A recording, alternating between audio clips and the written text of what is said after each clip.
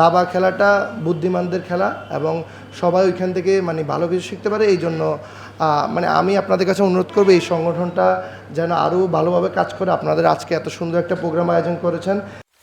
Noakhali Times, দৃষ্টি জুড়ে বাংলাদেশ। আসলে আপনাদের যে উদ্যোগটা চেস অ্যালাইডস যে সংগঠনটি আপনারা প্রতিষ্ঠা করেছেন, বর্তমান যুগে এই যে চেস দাবারু খেলাটার গুরুত্ব অপরিসীম।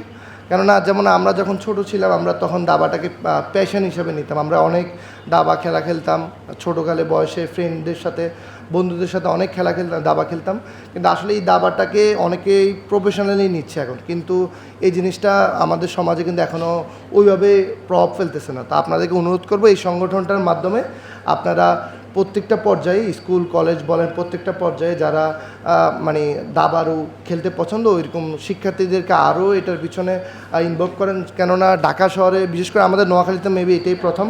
ঢাকাতে বিশেষ করে যারা আপনার ইয়াং থাকে, ক্লাস 1 থেকে 5 পর্যন্ত পড়ে, এরকম শিক্ষার্থীদেরকে শুরুতেই তারা গার্ডিয়ানরা কী করে দেয়, চেস একাডেমিতে ভর্তি করে দেয়। যার কারণ হচ্ছে কি দাবা খেলাটা বুদ্ধিমানদের খেলা এবং সবাই ওইখান থেকে মানে ভালো কিছু শিখতে পারে। এই জন্য মানে আমি আপনাদের কাছে অনুরোধ করবো এই সংগঠনটা যেন আরও ভালোভাবে কাজ করে। আপনাদের আজকে এত সুন্দর একটা প্রোগ্রাম আয়োজন করেছেন, এখানে বিজ্ঞ ব্যক্তি যারা আছে তারা সহযোগিতা করলে আপনাদের এই সংগঠনটা আরও অনেক দূরে এগিয়ে যাবে।